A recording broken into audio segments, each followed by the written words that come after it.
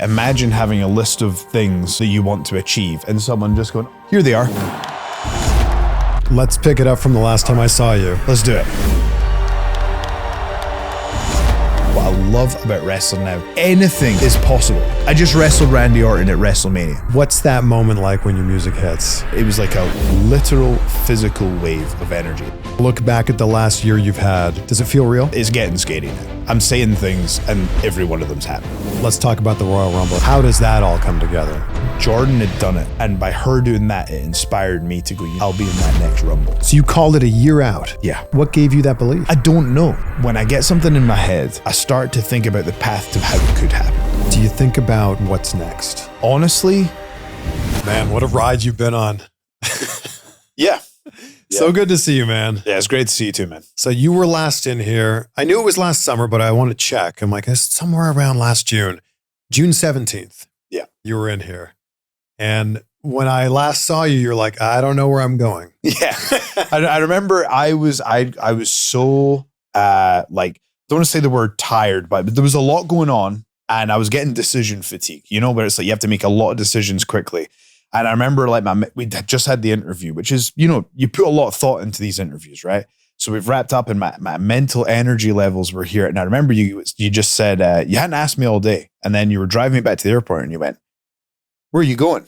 I was like, are you going back home? Like, I genuinely was like, are you going back home to Scotland? You haven't been home in a while. Yeah. And I just had ran out of mental energy. And I just went, can't answer, bro. I can't remember exactly what I said, but it was just like, I think I said something like, don't ask me that question or something like that. I think you said like, I actually don't know. Yes, that's what I said. I'm like, oh, I think I can put the pieces together here. Yeah, yeah. I think I can connect the dots. And then 24 hours later, you made your appearance on NXT. Yeah, yeah. And it's funny because we were sitting here last year and you're like, it's been a crazy ride, man. I just hit 60,000 followers on Instagram. It's wild. It's taking off. These last 10 months have been just on another level. Yeah. It's almost unfathomable. It's like, imagine, like in the best possible way, imagine having a list of things that you want to achieve and someone just going, oh, all those dreams that you had, here they are all at once, So it's quite an incredible situation. I'm very grateful for it. So let's pick it up from the last time I saw you. Let's do it. You fly from LA to Orlando. Yes. Someone must have said your name because you appeared on NXT. It was rumored, but I think people were like, will it actually happen? So we had 2 flights booked because we suspected it was going to go down for a couple of days, but we did not know. When the interview took place, I did not know. When the phone went back on, I knew. Like the timing is crazy of that. Yeah. So I got on the plane to Orlando and yes, I had that, I had the appearance the next day. And I could never, obviously you have a dream outcome for how you want it to go, but I could never have expected the response that it got. And I have a theory as to why it got the response that it What's did. That? So it actually became WWE's most watched video on X. Like it was 21, 22 million views, something like that. It was an insane amount. It was the most watched video. And I think the reason is because of this. So in TNA, my music will play for a certain amount of time and then I'll walk to the ring. I'll point. Whenever I see signs, I'll point. I'll get up. I'll do my hand waving. I'll get in. I'll do the spin around and hold. In NXT, they wanted to try this thing where they load you in and it's the say his. So you're there right at the start. It's what I did for Mania as well, right? So it's, say his name. He appears. I believe Joe Hendry. Bah, bah, and then you do the spin around. Now the timing is slightly different. So usually I know exactly what I'm going to do at each point. I had not figured in that I would have an additional 30 seconds that I didn't know what to do with. So I actually just reacted organically. And I was just looking around and I was like, damn, like all this work that I put in over the years, it was just such a validating moment. And I was just looking around and it was very real. And I think it's that real moment that people could feel. I see it in the comments. And I think when wrestling has those moments of you're creating something, but you have those really organic moments. I think when the two of them come together, that people really like that. Well, when your music hit, everybody knew who you were. They knew who it was. Like, it wasn't like you were just some indie guy and like people were having to explain to their friend who this is. Where did that come from? How does everybody know you? I think it was one of those things I've heard other stars describe it. So AJ Styles described this where he was about to walk out in the Rumble and he's thinking, what are people going to know? And it's like within, you just never know to what extent that they will. So it's just such an amazing feeling when they do, know who you are and what you've done. And it was such a rewarding moment. And I just remember cutting that promo and the pressure as well. It's really weird. I'm more nervous doing NXT than WrestleMania. It's just the environment. It's like it's small, it's intimate, it's TV. The camera's right there. It's a very fast paced. So whereas like I feel like WrestleMania and Rumble, it's about these larger than life moments that you can share with these huge crowds. Whereas NXT, it's a really interesting show. The pacing of it is really well put together. They're just two completely different things. And so I remember being like, man, like I got to get this promo right. And the way it came out, every bit of energy came out there. And then we had, the way it went down, getting eliminated very quickly. And the promo with Shawn Michaels afterwards, I think it was the promo with Shawn afterwards that really took it to the next level as well. That was a situation where this is one of the things I loved about working in NXT is that Shawn was so happy to get involved with the talent and their promos and be on camera because he knows that by having that moment with me, he's given me a huge moment there. And I just took that moment and he just told me like he didn't need to know what I was going to say. He trusted me to just have an organic moment. Like it was not discussed what I would say to Shawn Michaels. He gave me clearance to say, hey, wow, give me the business. That's what he said, right? Wow. And I was like, whoa. So I came back and I was like, and I had a little bit of, a little bit of aggression in my voice. And then I remember just turning to the camera and I was like, I have to create future business for myself. I have to create future opportunities. So I remember saying anywhere, anytime, any show. And I tried to foreshadow the next moment. Man, well, you did. Yeah. And you didn't even know in that moment what the next show would be. I had no idea. But you planted a seed. Yes. That was the intention. You've had this theme song since 2019. Yeah. Why did it take this long to get over? Like people think this is a new thing. People think you're a new wrestler. Yeah. Why did it take so long to get over? Because in Ring of Honor, I had this song. The audio file is the exact same. But when I do the turn, it's very like, it's almost like the difference between the British office and the American office. It's like wrestling is, I had this discussion the other day that it's like wrestling is theater and it needs to be larger than life. And I was really more focused on like the nuance before of what I thought was funny. Whereas it's like with wrestling, you have to be larger than life. So this became, that sort of thing. So I think making that transition and also what I learned at TNA about character development, I learned then that making everything bigger and just learning who and what Joe Hendry was as a character, I allowed that to come out visually in the second entrance video that I had done. And I think by doing that, it tipped it over the edge. Like things were bubbling up for you for a while. What was it in maybe the tail end of 23 and then into 2024? What was it that was starting to bubble up? Honestly, I put a lot of my success down to working with my friend Robert. He's known as R.D. Evans in the industry. And he was the person who was able to articulate to me exactly what I needed to do. Like he was literally, I was watching all the talent around me, wrestle a certain way. And I was almost trying to emulate them and it just wasn't working. It wasn't happening. I couldn't, it just, for some reason, it wasn't happening. And then he really taught me to just understand what type of wrestler I am and the type of influences that I should be pulling from and what I needed to do to take myself to the next level. So he really helped me break down wrestling in a way that had never been broken down before. So working with him really changed my life. Like I always said that what I'm doing is a 2-man act and he was the second man, So what is it? What were the influences you were pulling from? So for example, it was understanding that, and it's funny because I talk about John Cena a lot. Like that's, I don't think we're breaking any news here. That's the dream match that I've been going for. He was the first wrestler that I ever spoke to. And, we're living in a timeline where John talked about my performance on Pat McAfee, and I'm sure we'll get to that, but it's pretty wild. But understanding like the type of wrestler he is who I need to be for TNA wrestling. So actually, there's a lot that I look at what John does, and I have to be the same way. Is this the idea of like every match has its beats? Like, Yeah. in every match, you're going to do the spin around.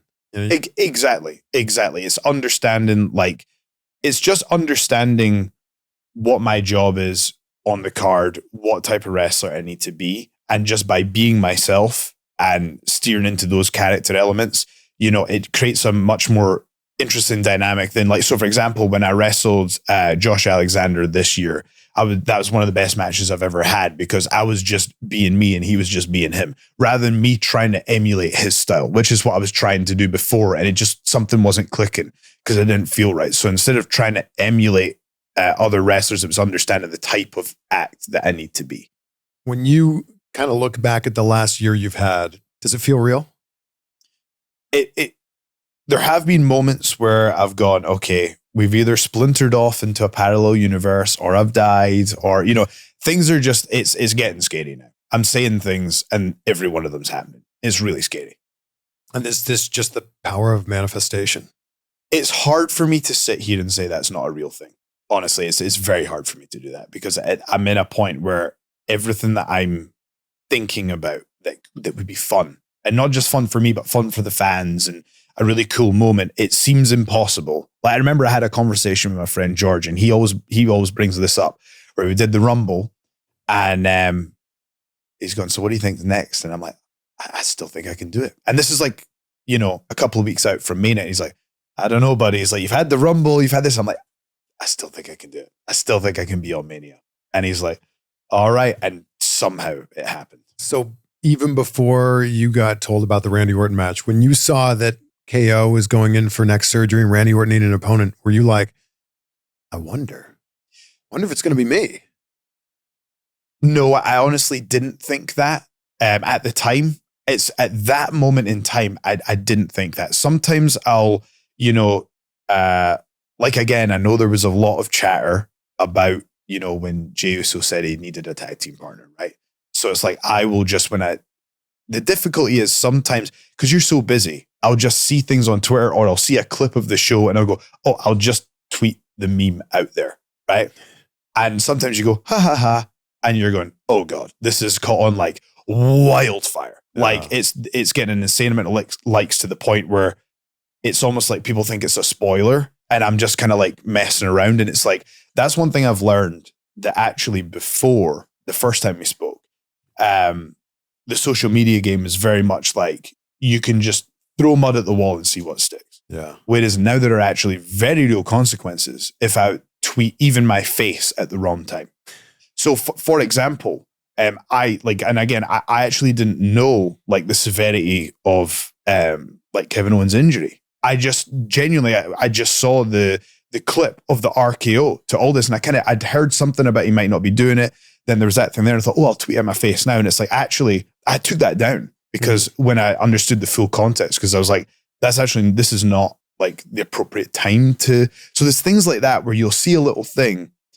And then, there was the moment with Jay where I tweeted it because I didn't actually really think I would have been in serious consideration. And then you tweet it and go, well, actually, I've just ruined this for myself. Well, Raw was in Scotland. Yes. Well, the scariest one is, I remember when someone, this always happens if you ever tweet with emotion and not with logic, that's when these problems happen.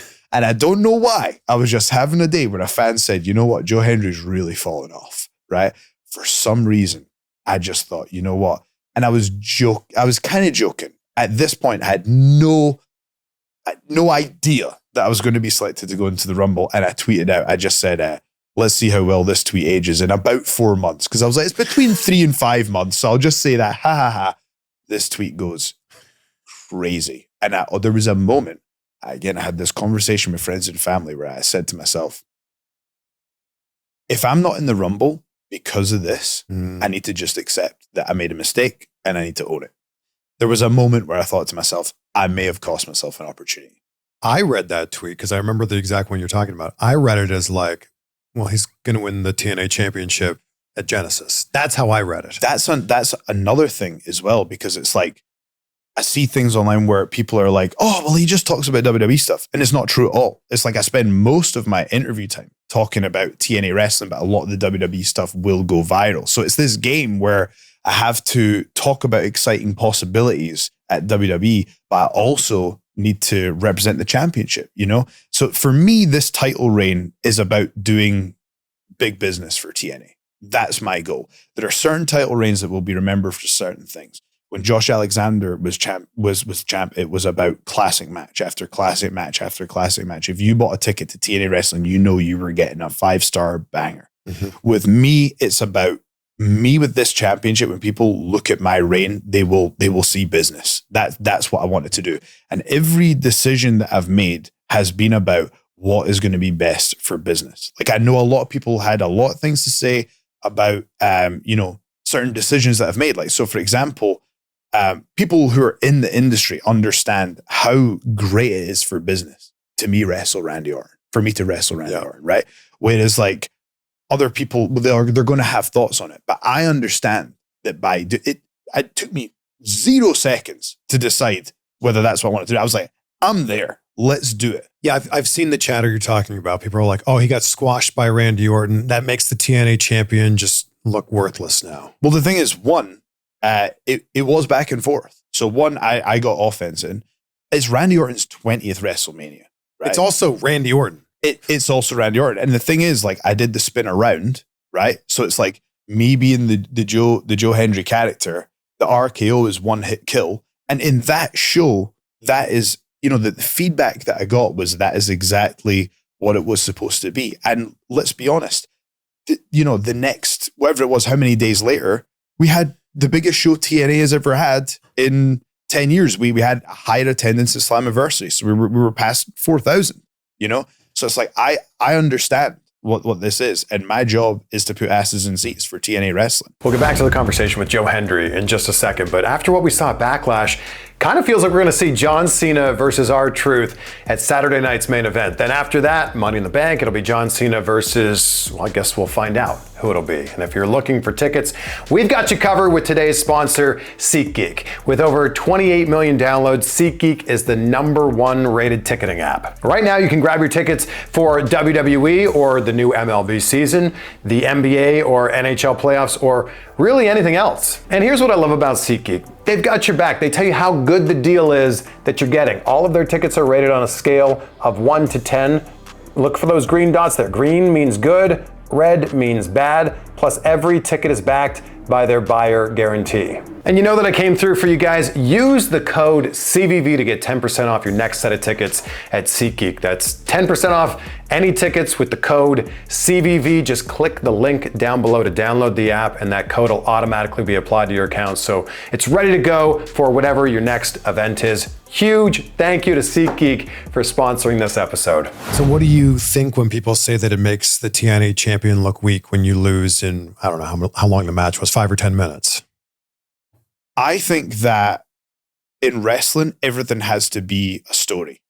So in the movie, does Rocky win every single match? You know what I mean?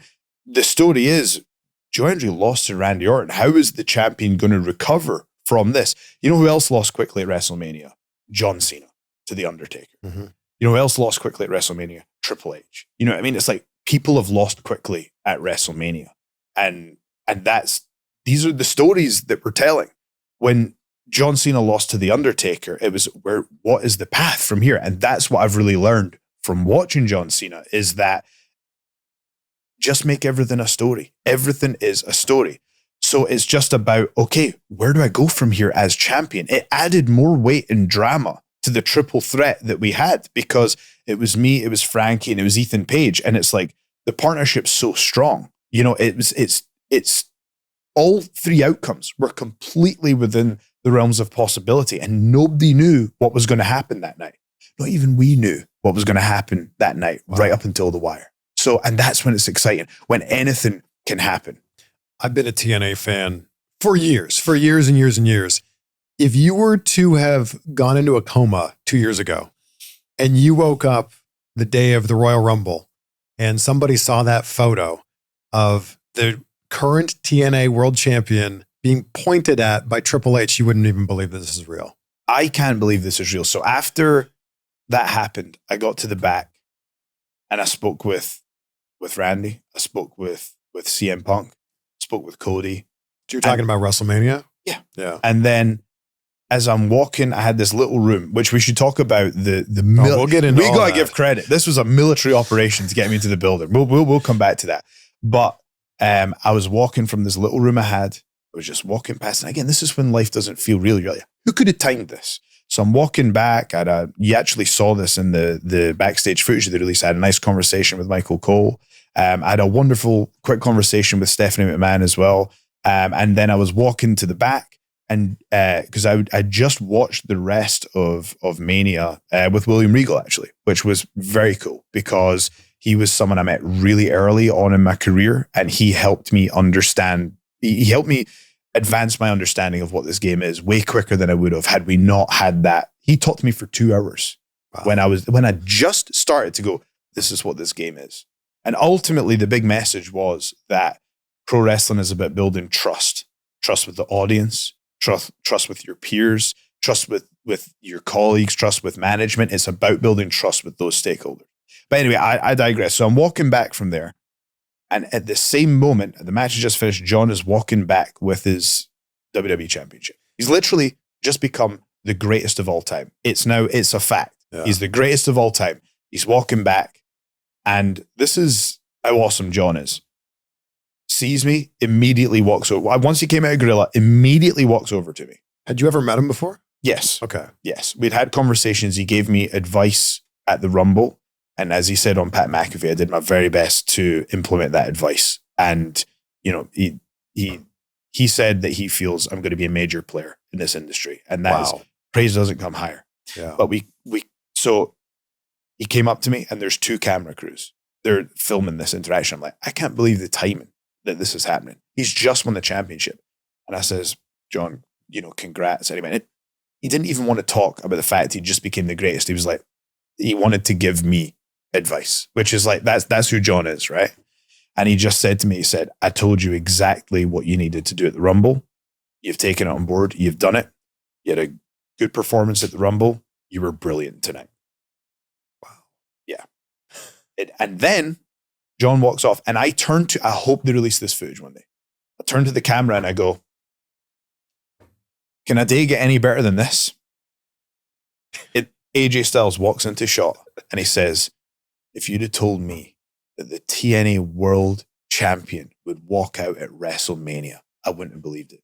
Congrats, man. And you're going, it's nuts, man. Like I can't tell you how fortunate I am to be living the life that I am. It's just, I've almost got no words for it, man. It's the gratitude that I feel on a daily basis for this journey is, and I have to say, like, I really have to take a moment to talk about how great TNA and WWE have been, because at any point they could have gone, TNA and WWE have been so good to me to allow me to have these moments, because this has huge benefit for me. And we could come up with a million reasons why either TNA or WWE would say, not this time.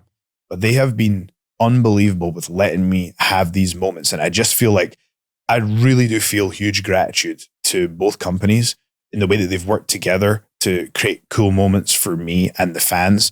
And just those moments that I've had, like with Triple H and getting that feedback and the words of advice that he gives, like I know how busy he is and how important those moments are.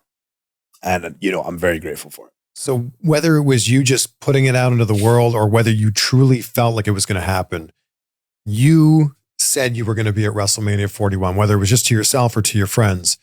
When did this start to become a reality? So I heard Triple H say recently that he, and I don't want to misquote, but this is what I heard him say. I heard him say that, revealing things before they happen is ruining the surprise. Saying how it was done afterwards is almost like just the intrigue of how it happened. So with respect for that, like I'm he's talked about conversations we've had. So I will say I found out about a week before and Triple H called me personally. And I thought, because I was at WWE World, right? And that's one of the reasons it was so well hidden, because I was already booked for WWE World. Right. So there was no shock or surprise with me being around the company. I thought I was maybe getting a promo there, maybe, presenting a slammy, something like that. And so he said, can you talk? Phone goes. And very quickly we got to, so I'm sure you're aware that Randy needs an opponent. And I'm in the airport like, I did not think that's what the call was going to be. Wow. And I said yes immediately. So how did they get you into the building? Because this was one of the best kept secrets, and there are so few secrets still in wrestling. Yeah, I couldn't tell anybody. I've got some heat with some friends still. Yeah, my friend George is upset, right? So I'm just going to shout him out, right? But, sorry, George. I know, sorry, George. So who needed to know? So I think that there were 2 people on the side of TNA that knew. Okay. And I had to sit on this for a week. That's pretty tough. But I thought that, you know how wrestling is. It's never happened until, you're never the champion until, it's not when the ref's hand goes down. Because Chris Jericho won the title once and then unwon it the same night. You know what I mean? So it's like, you've won the title, you're back at the hotel, or you're on the plane and you're crossing, you know what I mean? Yeah. And you're out of there, right, we got the belt. Okay, now I'm the champ. Yeah. You know? And with this sort of thing, it's like, so we had that conversation, but anything can happen between then and WrestleMania. Sure. So at that point, I was trying not to get too high or too low. It's there. I'm just going to work. The schedule was insane. So I had like 12-hour media day for TNA, 12-hour media day for TNA. I had the next day, I had media in the morning and the TNA show all the day, and then the meet and greet after. Then I believe the next day I had WrestleCon in the morning and afternoon, West Side Guns show at night. No, I had WWE World in the middle as well on the Saturday of WrestleMania. I might be missing out a day or whatever, but it was crazy. And then on the day of WrestleMania, I had WrestleCon in the morning, WWE World until I think it was like 1 till 3, something like that. Or we got me to the arena sort of 3, 4, something like that. And then it was pretty quickly I was in gear and on the way there. So it was like there was no time to think, which was the best thing for me. I just couldn't overthink it. So that was one of the best things about it. But I didn't think it was real until the night before when it came to putting the whole thing together. And I thought, okay, now this has to be happening. So is it a phone call with Randy to put it together? I don't know how far I want to pull back the curtain on that one for a couple of reasons. But this is what I'll say. Randy was unbelievable to work with. Unbelievable.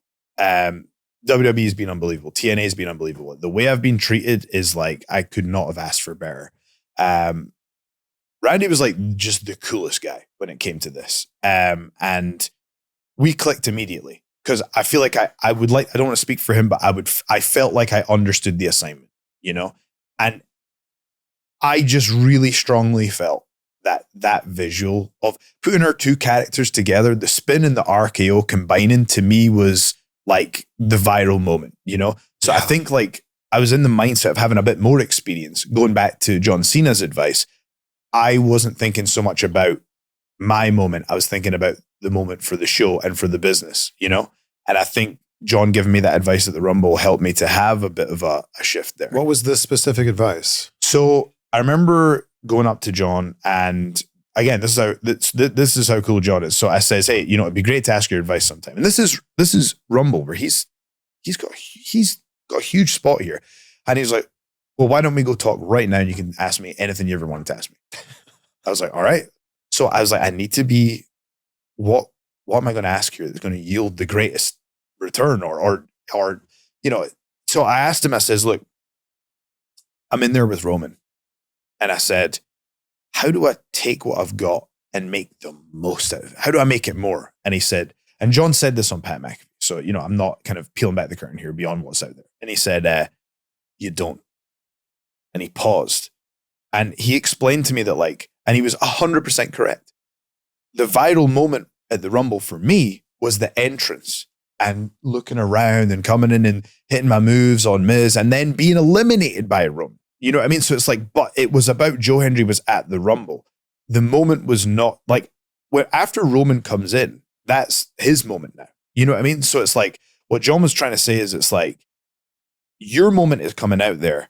And now you're a cog in a bigger machine. So it's like, it's not about you getting what you can out this moment with Roman. It's like, how do you prop up Roman's moment? You know? And that kind of taught me to, instead of think selfishly about these moments, that if I hadn't had that conversation with John, I don't know that I'd have been thinking about the best way to do the RKO. You know what I mean? It's like, that got me thinking about it from that perspective. And I really feel like me and Randy were just on the same page. He was awesome. Honestly, like I can't tell you how thankful I am to have all the moments that I've had, you know. How did they sneak you into the building? Sorry, I did not answer that question. No, this is a problem we have. This is a problem we have. We're just hanging out. Yeah, I'll get talking. All right, so we got me in a car at WWE World. Okay. I had to change in the car. Not into my wrestling gear. We did that at the building, but I had to change in the car, and it was like I got the most generic hoodie possible. So it was like Las Vegas hoodie or whatever. I had a COVID mask. I had sunglasses. I looked ridiculous. It was like covered head to toe. And honestly, I wasn't even in the betting odds. You know, there was an other category where you would have to manually put in Joe Hendry. That's how secretive this was. It was it was not one of the standard options. There were about 10 options, and I was in other. People really thought it'd be Nick Aldis. It would have made a lot of sense there. Mm-hmm. Of course, he has an incredible pedigree in the ring. Yeah. That one made a lot of sense, right? So people were like, man. And actually, on that topic, this is how cool Nick is. Nick came along to help with this moment. Like, so he invested his time to give input about, you know, what we could do. So the fact that Nick gave his time to help that moment, that's how cool Nick is. There were also like, maybe it's Rusev. He's probably returning. Maybe it's Malachi Black. We know that there's been these vignettes for him. You're right. You're way down the list. Yeah. Which makes this even better. Mm-hmm. Yeah. It was very intense, you know, because it was like from speaking to people backstage at the Rumble, they told me it'll be over in a flash. So I'm going into WrestleMania knowing that's the case. I know I'm going to go in there and it's going to be over in an instant. So you get into the building, they've snuck you into the building, they take you to some room away from everybody else. So the locker room doesn't even know you're there. Yes. Then who comes in to, you know, be like, all right, you're up in an hour or two or whatever? Just different staff members. So it was just different members of WWE personnel that were keeping me updated. Did you see Randy at all before the show? Again, there's peeling back the curtain. And I respect that. Yeah. So you go out there. Yeah. What's that moment like when your music hits? It was, so at Rumble, it was like, the way I describe it to people is putting on a VR headset. So it's like, it just doesn't feel real. If you've ever had like VR to experience like, you know, somewhere you haven't been before, it's like the uncanny valley, right? The people are just dots at a certain point. And you're just going, how can 70,000 people get into one building and they're making noise? There's something, it's just, I can't describe the feeling. That's one thing. But WrestleMania, when it's a singles match against Randy Orton in his 20th WrestleMania, I'm in the back watching the video package and I'm like, oh, this is a big deal. It was then I was going, whoa, you know. So I walk out, and the way I described the noise and it was like a literal physical wave of energy. It felt like when I was walking to the ring, it was almost like this physical wave, just like of positivity, almost like pushing against me as I was walking down to the ring. It felt like something that very few human beings have been privileged enough to experience, but it was everything I wanted it to be. There was a moment during you walking down the ramp where you kind of turn around and you look at everything. What are you thinking in that moment? It's hard to say. I think I was just trying to be as present as possible. And that's something else I learned from Triple H. He was on a podcast with Tim Ferriss, I think. I love that episode. Yeah. And that's from years ago. Yeah. And so Tim actually compiled a bunch of his interviews into a book called Tools for Titans. Yeah. You know. Of course. Yeah. Love that book. And what they talk about in that book is about the importance of being present. So whatever you're doing with if I'm here, I'm talking to you. You know, if I'm in the ring, I'm focused on the best performance. If I'm with family, I'm trying to be present in the moment. So that I've really carried that with me. I try and be as present as possible. So that's what I'm thinking. Just trying to enjoy it, you know. There's a moment after the match where Randy's sharing some words with you. Yeah. What's he saying? So, what I got from Randy is that I was, very humbled by the fact that he was really happy with the moment because it's his 20th WrestleMania. Like I remember being 15 years old, walking home from school, talking to Randy Orton about my friends. Talking to Randy. We can cut that, right? So I remember walking home from school, talking to my friends about Randy Orton, right? And to go from that moment to actually wrestling him at WrestleMania, I texted that friend from school that had that conversation. I just texted him the graphic of me and Randy standing opposite each other, and he was just like, "Proud of you, big guy." It's insane. It's insane. What's he saying? Because he's pointing at you. He's pointing at everybody. Yeah. So they actually released the verbiage of what he said, and he was basically saying, he was basically saying, I appreciate you being part of this moment, and you showed up for these people, and you showed up for me, and then, well, you know what happened next. Did he plan to do your move? Did he plan to do the spin around? Again, I don't know how much, but I'll do it a little bit. Give me a little. So I'll tell you this. He didn't know. He was like, should I not? He goes, let's call out there. He's like, if I'm feeling it, I'll do it. And to me, that was all right. He had a good time, My favorite moment of that match is afterwards. You're laying there. He's hit you with the RKO, and he kind of taps you on the chest, and then he goes up and poses. Yeah. And I'm like, that's what this is all about. Yeah. Yeah, absolutely. It was, to me, that was, again, I was very fortunate to be a part of that moment. And also I was very fortunate to represent TNA wrestling there as well. So it's like, as well as my personal, the benefit that I would get for me, it was the ability to put the TNA World Championship on a platform like that as well. And so for Randy to give me that little bit of validation, I was just lying there and I was like, in my heart, I knew I'd done a good job. And I knew that I'd represented myself well. I knew that I had done something that I knew fans were going to feel a certain way about, but I knew in my heart that it was going to translate to business for TNA. So I felt like I'd gone in there, and I've said this before, but I felt I'd participated in a situation where everybody won. I had a friend recently that was telling me he loved watching things on the WWE network. And I said, that's great, but I think you mean Peacock. And he's like, no, the OG WWE network. It's still available in a handful of countries. And when you use a VPN, like today's sponsor, NordVPN,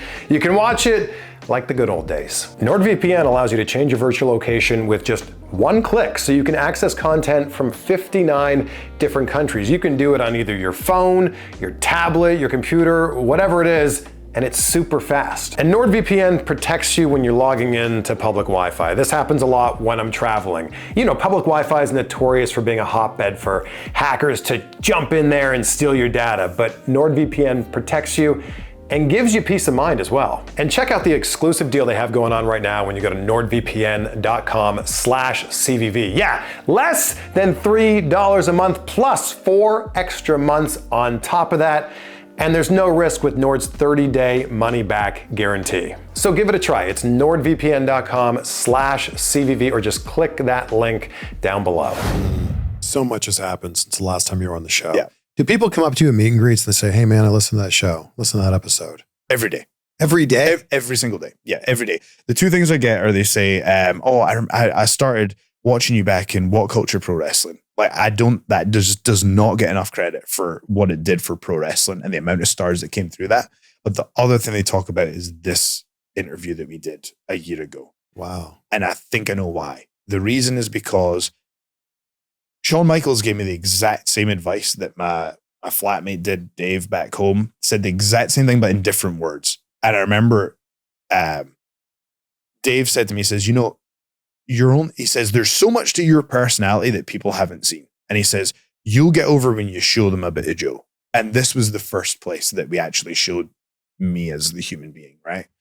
And when I got to NXT, Shawn was like, I didn't know that you'd done amateur wrestling as like after you'd started pro wrestling. I didn't know that you'd been doing this for 12 years. I didn't know about the ups and the downs and different companies and the struggles. He's like, I didn't know this. He's like, that's what we're going to put on TV. That is what we're going to put on TV. It was like, And again, it just came from me walking past Shawn's office and going, you know what? And just having the courage to just say, hey, can I talk to you? And me and Shawn talked for over an hour, and he just learned about me. I learned about him, and then he knew who I was as a human being. And then I felt like that gave him more information about how we could present me on television. And that was around the time that was at the Performance Center as well. And that was a really huge experience for me, because being at the PC, like, I just really went in with the most student mentality that I could. And I thought in my mind, I was like, I will be on time to every class. I will give my best efforts. When I'm booked in with the nutritionist or the PTs or whatever, I will utilize every resource. I will be on time. I will do all this to the absolute best of my ability, whether it's promo class, whatever it is. And at this time, I'm doing TNA, I'm doing NXT, I'm doing sign-ins, I'm doing indies, I'm doing the works. But I was like, I must show respect to this system. And I think by opening up myself to be as much of a student as possible, I think that's what really helped me in that environment as well. Like, training with Terry Taylor was huge for me. And I just was able to go, you know what? There were certain things where I just says, you know what? I actually don't know how to do that. Because sometimes in the business you go, yeah, I know how to do that. But I said, you know what, Terry, like, I actually don't know how to do that. Please teach me. And by having that approach of just admitting when you don't know something, and they go, oh, cool. Well, no problem. Let's teach you. And I learned so much at the PC. Like, the wrestler was before and the wrestler was after is leagues apart. With so much of what you're talking about here, I asked Jeff Hardy the same question. When your name is Joe Hendry and the character's name is Joe Hendry, is it difficult? Because, yeah, there's a lot of similarities, but at the same time, there's also some differences. You know, I've had this conversation a couple of times recently. For many years, I regretted using my real name. For many years. But now I think it's because it's also me that people are so interested in what I'm doing. Because it's like they're seeing someone living their dream in real time, you know, which is, I think, again, like I said earlier about when I made the entrance in NXT, that was Joe Hendry the person. That 30 seconds was Joe Hendry the person having that moment. And I think when that comes through, it just, you know, that's the beauty of wrestling. It's when stories that you tell and reality intertwine, and you're not really sure where one begins and the other ends. You know, yeah. So let's talk about the Royal Rumble. It's obviously a huge thing that's happened since I saw you last. How does that all come together? So again, that was week off. I think I found out about the Rumble. And that was, again, didn't really know, kind of heard a couple of rumblings and things like that. And I didn't know for sure until pretty close. And again, similar sort of deal. I was there for signings. So I was in town. I was very busy again, just like this one. But that one was, obviously with Mania, I had the experience of doing Rumble. But to give you an idea, this was, again, Jordan had done it. And I have to say, like, I have to just put over Jordan Grace, because what she did, she opened the door for me and for others to like, she was such an integral part of this partnership. And the performance she had at the Rumble, she just killed it. It was a 10 out of 10 performance.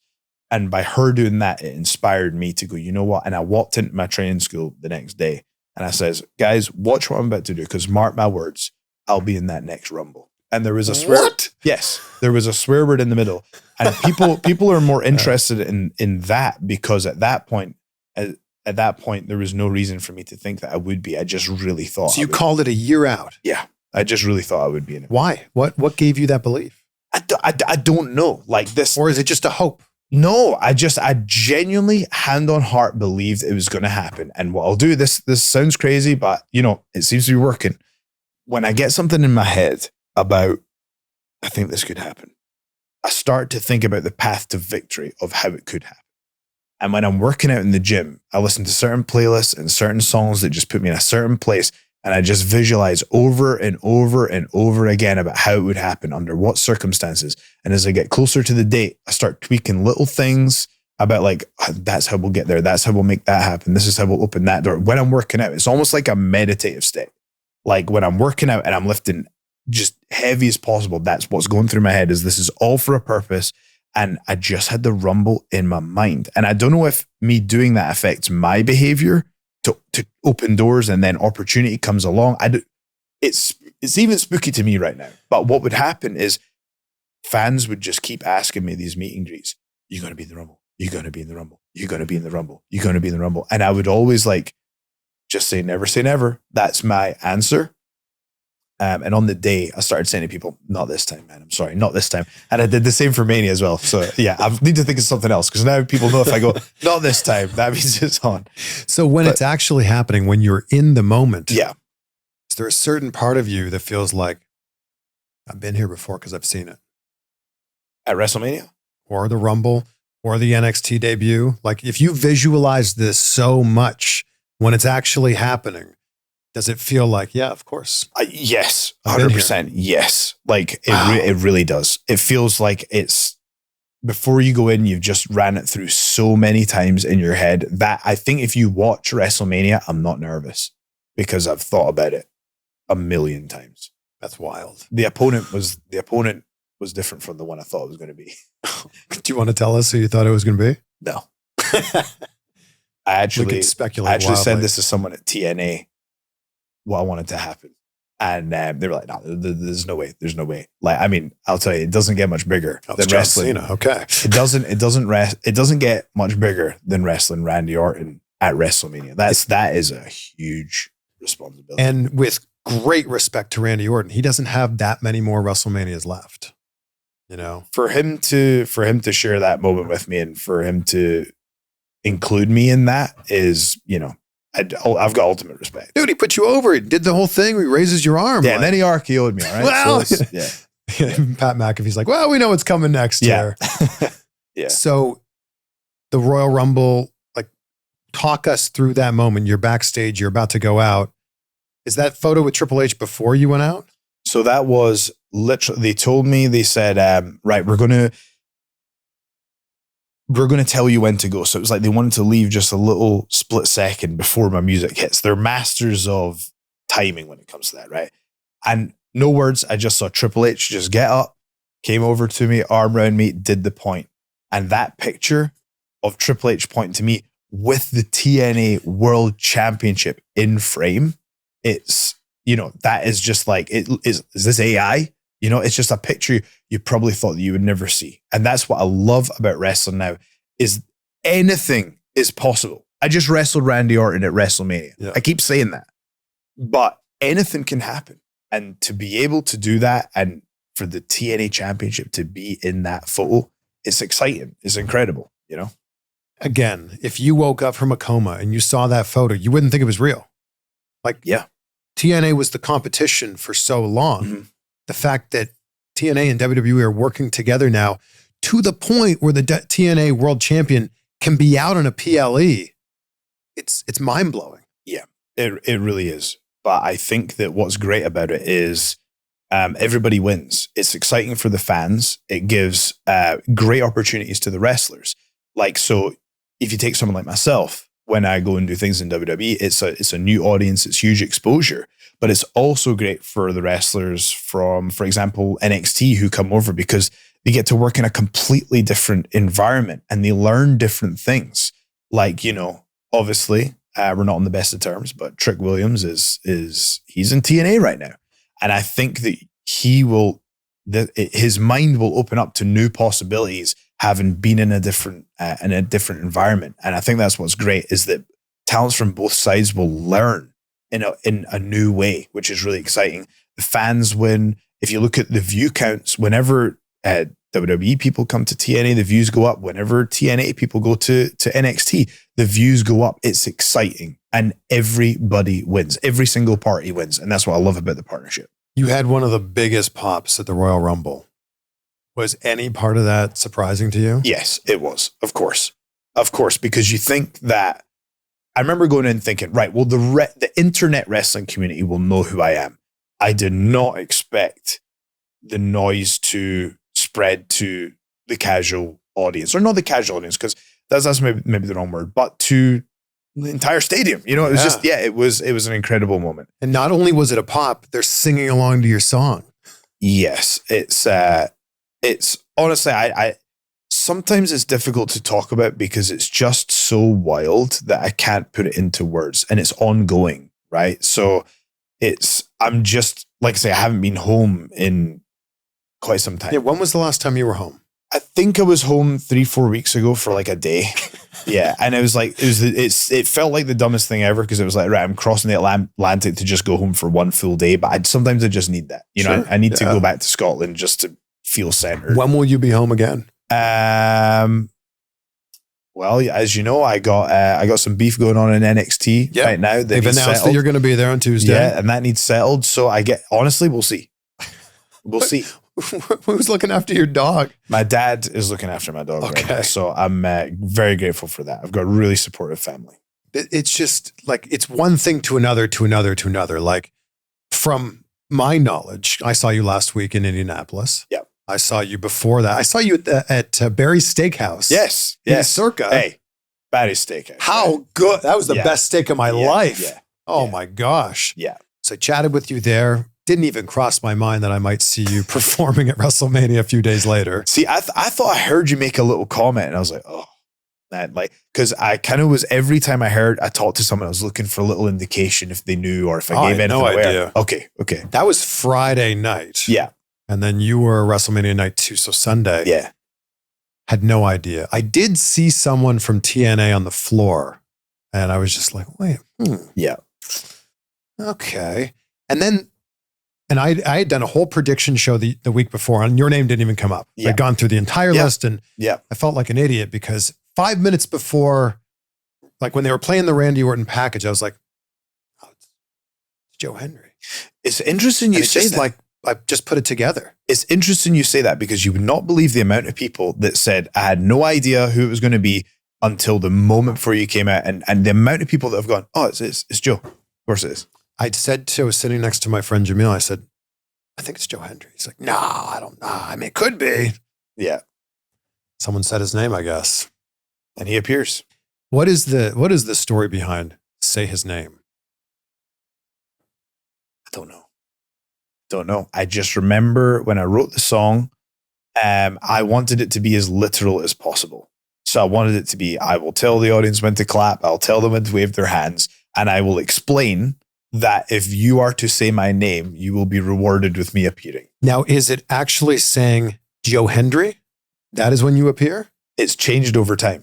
So again, this is something that me and RD discussed for a long period of time. Like, is it? And we agreed it was Say His Name. Yeah. So when anyone on Impact at the time would say his name, that's when I would pop out. Right. But it kind of became Joe Hendry over time, and I understand why. But either works. I'll respond to either. Oh, you'll show up for either one. For either one. Yeah. How mind-blowing is it that the song that you wrote, the silly music video that you created, is what's playing at WrestleMania? That's pretty wild. That is pretty wild because, don't get me wrong, when you're putting it together, and I'm going to use this example, and I'm not comparing myself to Nirvana. Just before I go any further, I like this preface. I have to, right? But disclaimer. I watched a documentary where Dave Grohl was talking about when they put together "Smells Like Teen Spirit," and he was saying and talking about the Nevermind album, right? And again, that was just an example of when they were firing on all cylinders, and the producer was again firing on all cylinders. Butch Vig had everything right; they had everything right, and he said, "We knew we'd made something really good, like." Because we worked really hard on it. We knew it was good.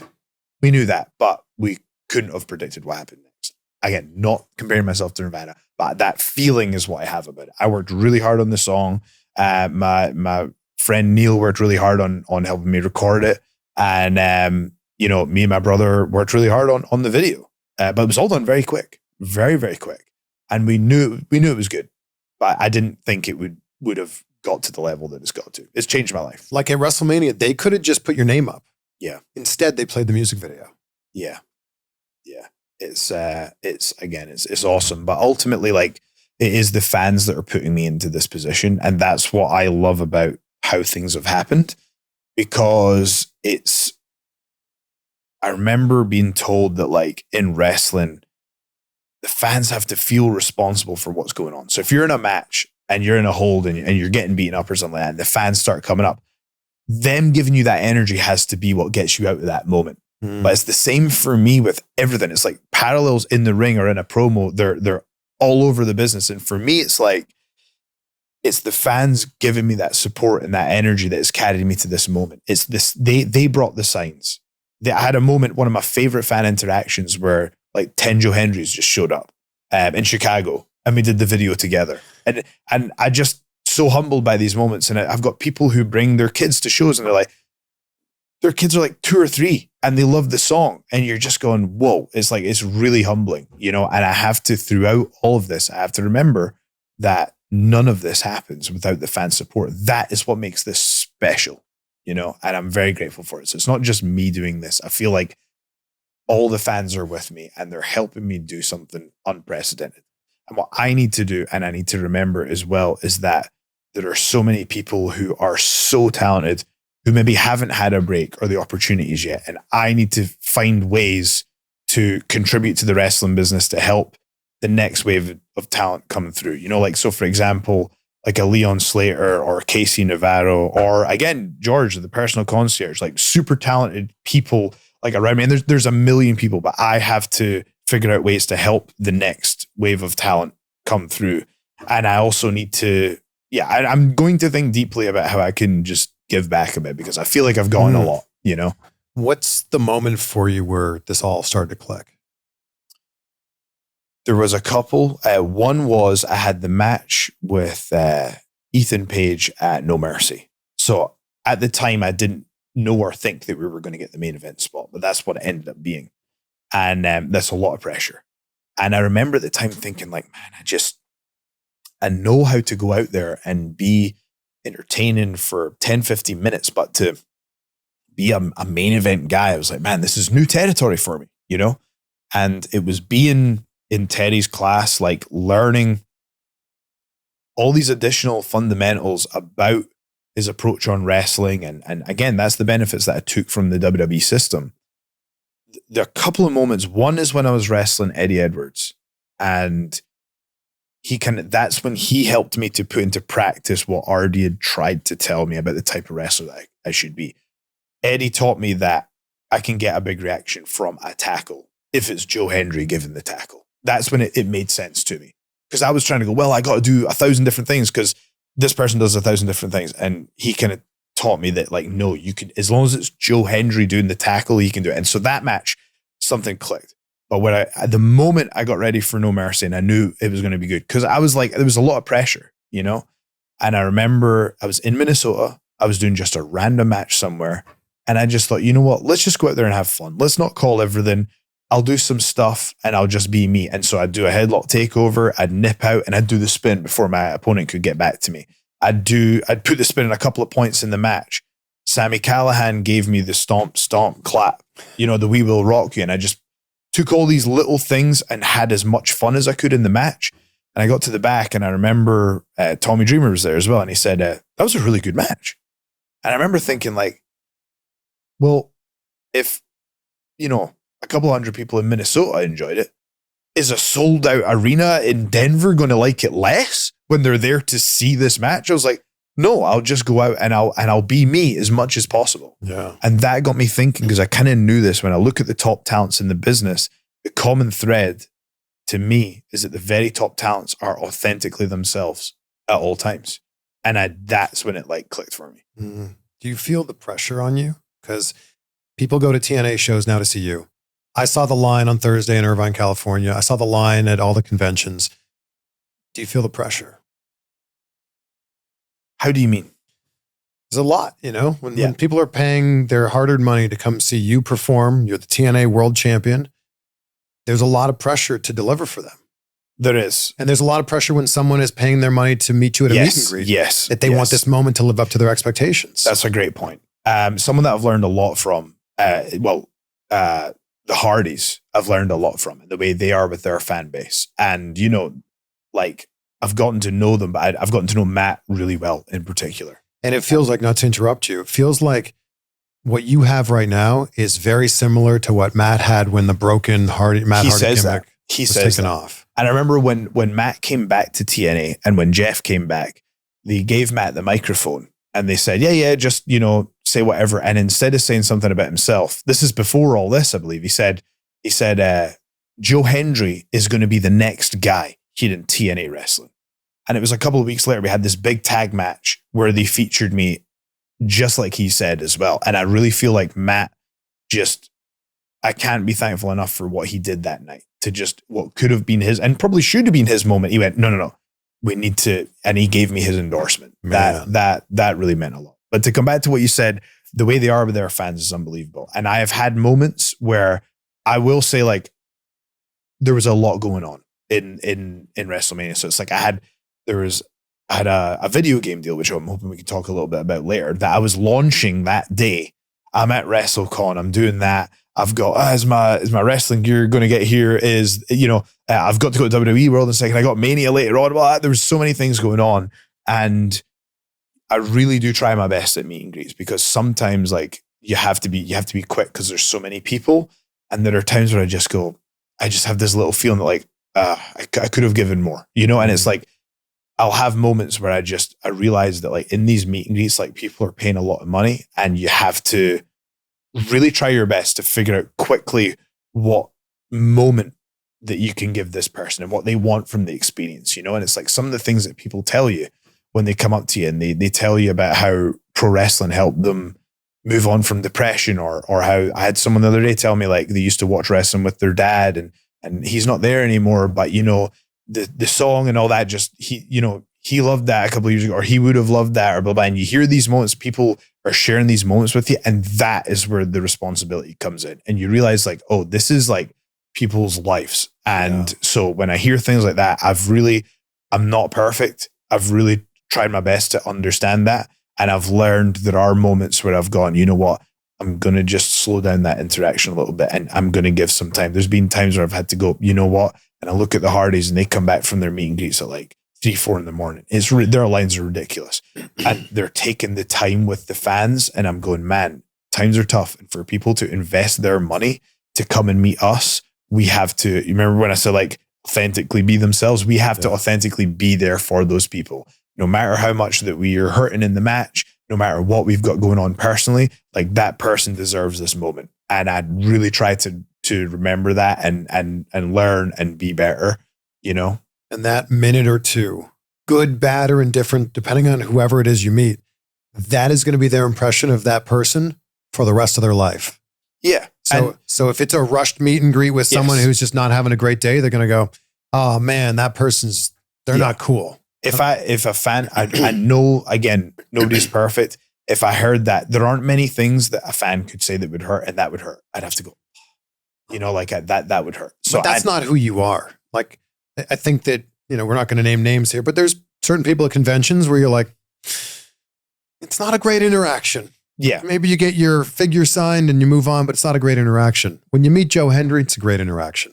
I would like the Hardys, it's a great interaction. I would really like to think so. And if there have been times where, if I do feel something's being rushed, I'll maybe like, let me do that signature again. Or maybe, there are moments because it's like, if you have a million things going on, you have to also be careful. You have to, again, just like we talked about from Tools for Titans, it's like, you have to be present, and it's like, you have to be present for those people, no matter how tired you are. So I'm really understanding that. And it's such an important part of what we do, and meeting those fans. It's very humbling. Like people bring me, like I really, those things you got on your wrist right there. I just got these at a meet and greet. This one says gratitude. Yeah. It's a nice little reminder. I have like a drawer just full of these at home because if it's a gift I can take back, I really will try to. I try to do my best and keep the things that people give me, especially like people have put real time and effort into this as well. So I really do try and keep them. You've gotten so much success and fame over this last year, and it's happened very quickly. Who do you think has been the person you've gone to for advice that's really helped you to understand this and deal with it in the best way possible? That's a really great question because I can learn from people directly. I can learn from people from afar. Like I really do think that John Cena is the blueprint for what I'm trying to do. I was actually thinking about this the other day that like, with what he's done with like Make-A-Wish, for example, I'm like, cause you try not to like, you try and stay humble. And I go, but maybe I am at the point where I could start doing things like that, you know? Because like, I was talking with someone the other day about when I was in Ring of Honor, we would do like hospital visits every loop, for example. So it's like, and I'm like, man, like I miss doing that, you know, and it really does make a difference. And maybe I'm at the point where I could make a difference. So it's like, I learn from that side of things and, you know, how to carry yourself as a top talent. But also I have conversations with the people I keep around me will tell me the truth. That's the prerequisite requirement to be my friend. My circle is small, but if you're in the circle, there's trust and you will tell me the truth. That's what it takes. And it's hard. You know, there's certain times where I go, what do you think of this? And I've had friends go, you know what? No. I had that moment where I said to a friend, it was a concert at TNA and I had a song planned and it was going live in a couple of hours. I says, what do you think? And he went, you know what? No. And I was like, you're right. I knew it. And I rewrote the song and it was a great piece of television. I was like, thank God they told me the truth, you know? So when it comes to family and friends and keeping the people that are close to me, they tell me the truth, even when it hurts. In your heart of hearts, do you still believe that a match with John Cena is possible? Like time is ticking, right? That, of course, it's possible. Is the real question, do I think it will happen? Yes. Wow. What makes you believe that? I mean, my track record is looking pretty good. But I can't tell you why. I can't explain it. I just feel it in my heart, to be honest with you.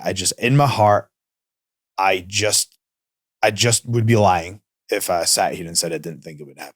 Well, I think that when you were on the show last year, you hadn't met him yet, right? Well, you had met him as a kid, but you hadn't met him.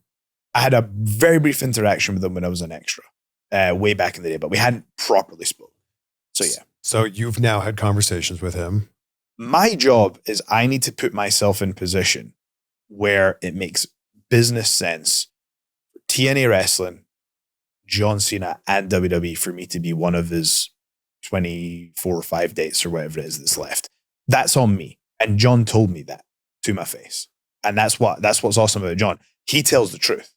So he told me at the Rumble, he's like, hey, listen, I've got no problem with you saying all this stuff, but it's on you to make it happen. Man, okay. So then what does that look like for you? Wouldn't it just be fun to watch it unfold? I'm just going to try my best. I've got I love it. Certain ideas but it's just fun. You know what? Why wouldn't I try at this point? Why wouldn't I try? You know, that's just a life mantra, I feel like. Yeah. Like, why not try? Because if you don't try, then the answer is no. Exactly. If you don't try, it doesn't happen.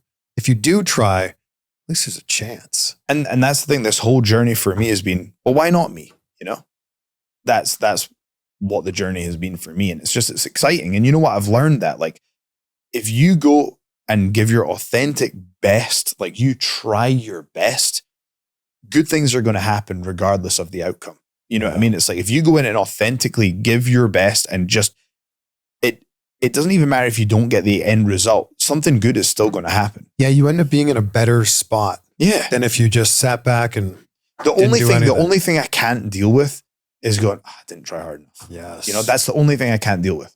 Yeah. Because when you try, at least you're putting your best foot forward. Yeah. You know, and then things can unfold as they do, like a match with John Cena. You're right. You've got a great track record. NXT debut, TNA World Champion, Royal Rumble match, WrestleMania match. Why couldn't it happen? John Cena said on Pat McAfee's show that he believes I'll be a major player in this industry.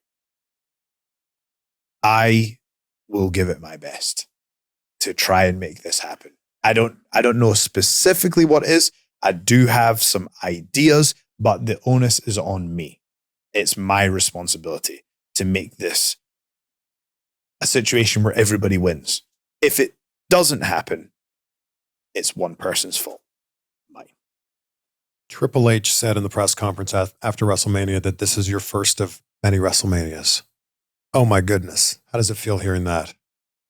And he did say that to me backstage. Exactly as he said it in the press conference is exactly what he said to me. And this is what I really like about my interactions with Triple H. He's an awesome guy. Like he's just a cool guy. And for him to take that moment to come over when he's producing WrestleMania, to come over, because that moment is for me. It's for nobody else. For him to give me that moment, very busy, to go, hey, listen, like you'll be here again, but this is the fun one. You know, for him he knows what he's doing. And in a way, him telling me that takes all the nerves away, doesn't it? It allows you to go out there and be free and enjoy the moment. And he did that at Rumble as well, because it could be an overwhelming moment for people. You know, I have no idea why I was so calm at WrestleMania. Like, I do suspect it's because I ran it through so many times in my head over the last year, but I was. And part of that is because he took the time to have that conversation with me. And he doesn't need to do that. Like, the amount of self-awareness he has in that moment to get up, come over to you, like you said, that's a moment just for you. Yeah. That's not a moment for him to progress the show or do anything. That's just a moment to be like, hey man, you got this. Yeah. And that's what I love about the partnership as well. I feel like everybody has just got great intentions, and I feel the same way. I feel that TNA does its best to give the warmest welcome to talent when they come over as well. And that's what I love about the partnership. Yeah. It's pretty amazing for Triple H to say, like, this won't be your last WrestleMania. Yeah. It's hard for me to think about it, because so many unprecedented things have happened in my life. I'm just like, man, like, what did I do to deserve all this, you know? But yeah, that was an incredible moment. I really do hope that there are WrestleMania moments, and you know, who knows what's going to happen next. I'm in my contract year right now. It's a very exciting time. And I'm doing my best to give my best to the performance, give the audience everything I can give, and to enjoy it as well. Do you think about what's next? You have all of these amazing moments, and it feels like just when it can't get any bigger, somehow you're at the Royal Rumble. When that can't get any bigger, somehow you're at WrestleMania. Do you think about what's next? Honestly, not much. And the reason is because there's so much going on that I have to respond to. I have to give my best to what's immediately next. So if there's a promo, right, I got to give that my best. There's a match, I got to give that my best. We're doing this interview, I got to give this my best. There's always things happening. And it was The Rock said this, being great is being good over a long period of time. I love that. Yeah. Love that quote. So it's like you're just trying to give your best to each individual instance and scenario that's put in front of you. And that's what I'm trying to do. So I'm not hyper focused on, you know, what is next long term. I'm just trying to do the best I can. And right now I'm the TNA Wrestling World Champion, and my job is to bring as many people and as many eyeballs as I can to TNA Wrestling. I guess the other way of putting it is, it's how do you capitalize? Like, how do you capitalize on these big moments? And I guess one of them, like this video game. Yeah. Tell me about that. So this is like an interesting story. Like I think I was the third wrestler on Twitch way back in the day in like 2017.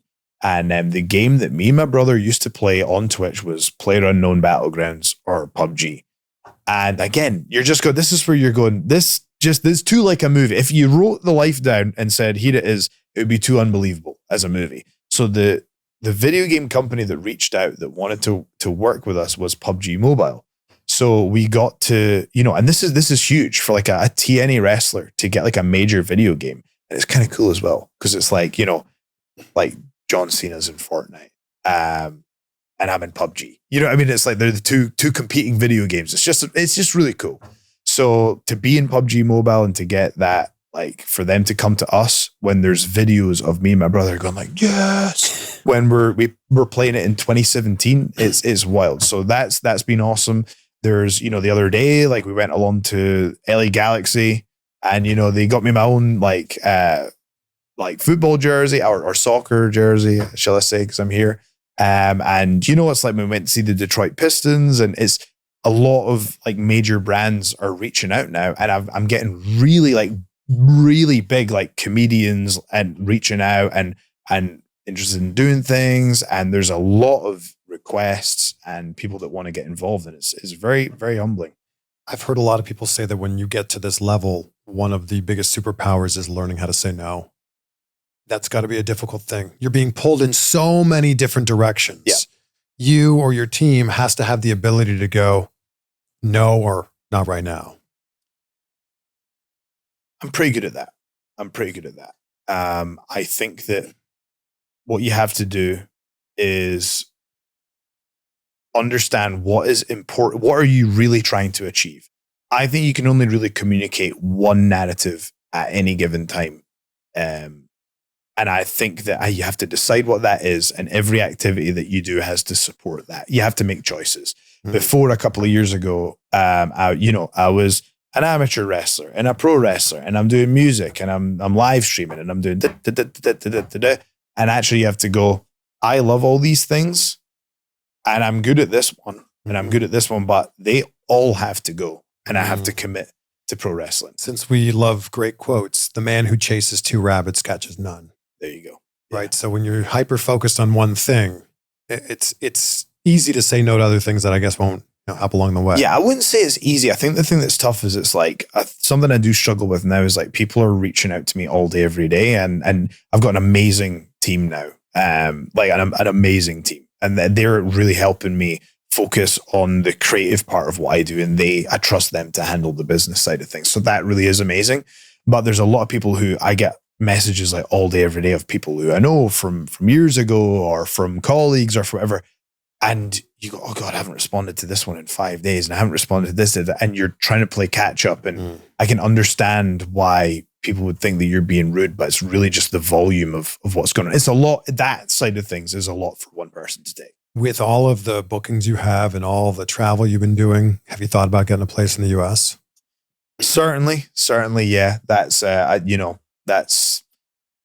I was kind of thinking about it last year as well, but I think we're at the point now where, like I say, I was home for 1 full day. The time before I was home for 2 full days.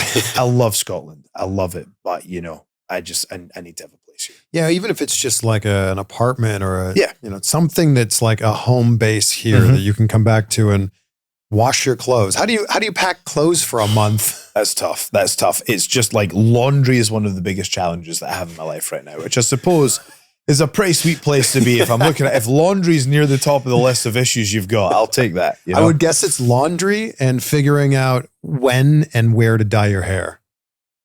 That I've got covered now. I've got that covered. How do you have that covered? So I've got a backup in Orlando, but I've got 2 places I can go back home as well, who are awesome. Okay, so if you can't make it back home, you've got a spot in Orlando. I've got a spot in Orlando. What if it's like a last minute thing? Like, oh my gosh, it's not looking the way I want it to look, and I've got a WrestleMania match. We'll cross that bridge. I haven't thought about it, but don't put more problems in my head. Laundry's already there. I wasn't worried about the hair until now. Laundry and hair. Yeah. The biggest problems. Yeah. But yeah, just having a place here so that your flights are at most 5 hours instead of... Yeah. What's your flight from Scotland to LA? My travel days are usually... Full day, right? If you count me leaving my house and going to the airport, my travel days are between 21 and 28 hours, I would say. I had a similar conversation with Will Ospreay about this. Yeah, he flies every week.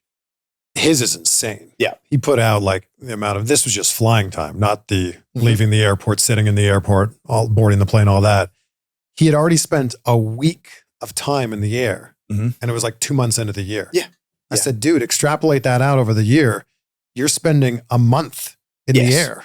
The thing is though, like we're living our dream. We are living our dream. Like that is part of the price that you pay, and I will happily pay it because there's so many people who would love to be in this position and who are talented enough to be in this position. And I can't disrespect the opportunity that I've had by moaning about travel and things. It is tough, but you know what? It's just part of it. What do you think's the biggest lesson that you've learned over this last year about yourself? So how do you mean by myself? So it could be anything. It could be as simple as like, I can function on less sleep than I thought. Or it could be something maybe more philosophical about like a lesson you've learned, about your core. I think that the weird thing is, despite how busy I've become, I've invested exponentially more time in quality friendships over the last year. And there's a lot of friends back home who I miss. But on the road, I now have like a road family. You know what I mean? So it's like, and seeing them, no matter how tired I am or whatever, it's just like, everything's great. Everything's great. I have like human beings, we just need that sense of community, and like doing what I'm doing is super lonely. And actually I'm glad you bring that up, because that is the hardest part of this all. Is I remember when I was in Orlando and I was doing signings, conventions, NXT, TNA, training full time at the Performance Center. There was a moment where I got back to the apartment and there was literally no noise. So you know when like you turn off the TV or you turn, and just went, and I was like, oh, I'm alone.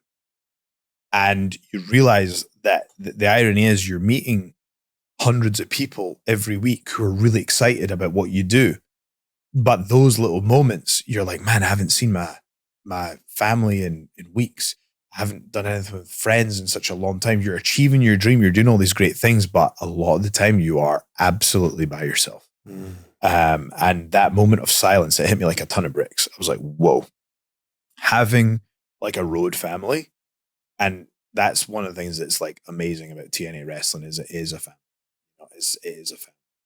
And having them there, it's just, it does not matter what's happened. It doesn't matter how tired I am. I'm like, oh, can't wait to see them. We're going to get dinner when I land. We're going to, you know what I mean? And it's like those moments and the laughs that we've shared over the last year, they're some of the, like, I'll cherish those memories. Like, and they're as important to me as any of the other big moments. Is just, you know, because I was very closed off for a long period of time.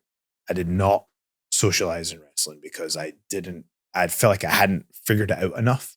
So it was like, I was just stressed all day, every day when I would go to work. Cause I was like, man, I can't figure this puzzle out. You know, now that I do feel more comfortable in what I'm doing and I, you know, feel like I am contributing and I'm starting to get it, you know, now I feel like I can go, you know what, I am going to take a few hours to go and hang out with my friends. And there'll be times where we do tapings where we'll get back. I'll get back from the meet and greet at like, you know, it could be 1 a.m. And do you know what? I will sit up till 3, 4 a.m, even though I will sacrifice sleep to just have that sense of community for a little bit. So that's the thing I've learned most, is having gratitude for the community around you. Do you feel like some of the only time you can have to reflect is when you're on an airplane? I feel this sometimes, like the moment from takeoff to when the internet starts working at like 10,000 feet and you're forced to just be with your thoughts. Sometimes I feel like that is like, it's like the moment of Zen, or it's like a moment of meditation where I'm like, can't look at my phone because it won't work. So I have to be here right now. For me, that moment is when there's something I must do whenever I go home.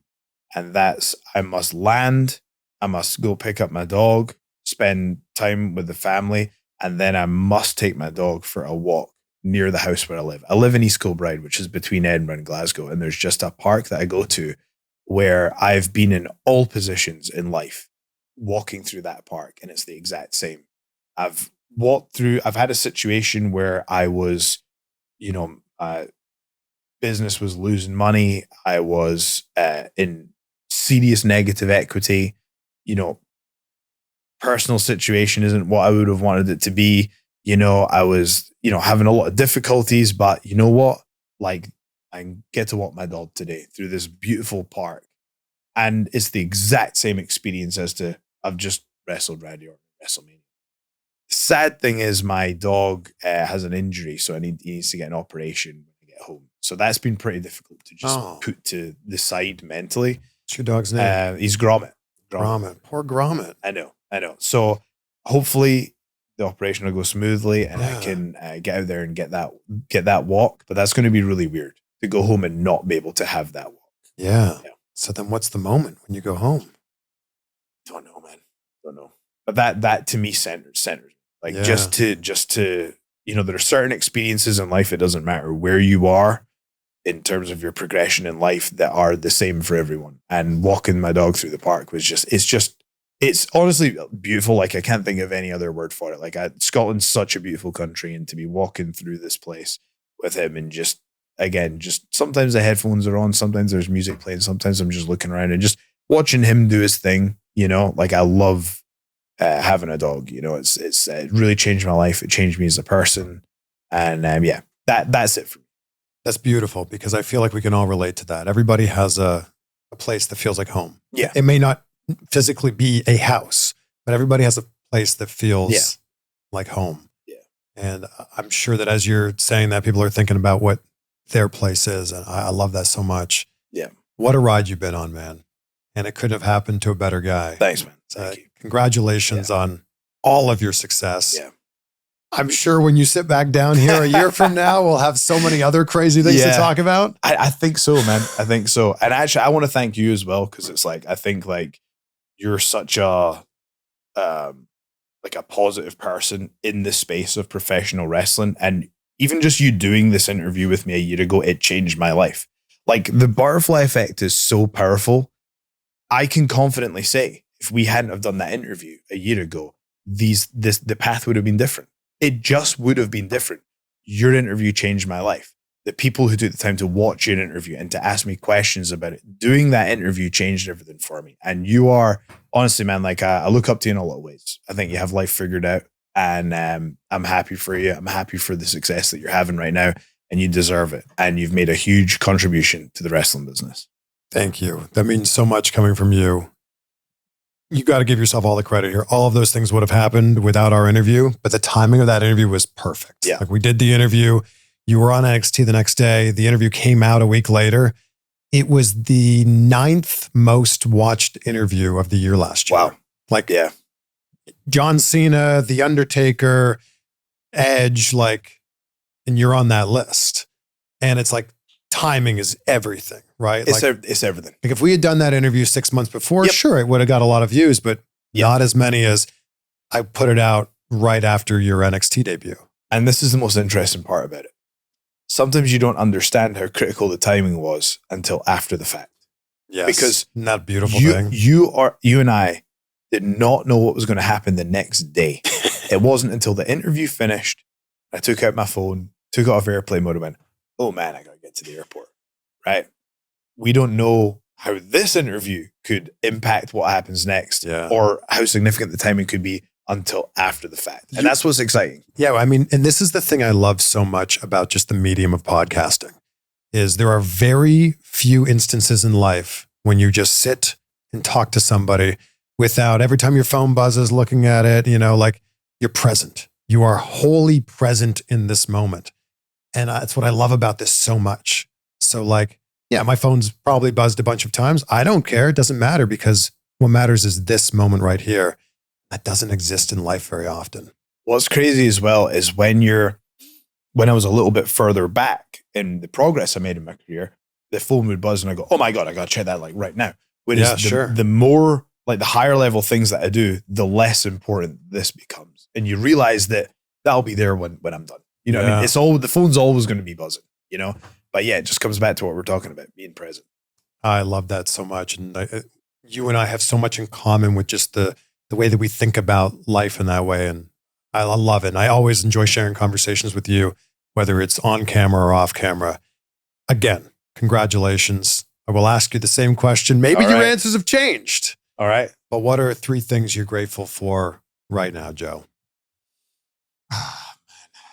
Yeah, it's hard. It's hard to articulate into words. Like I'm grateful all the time.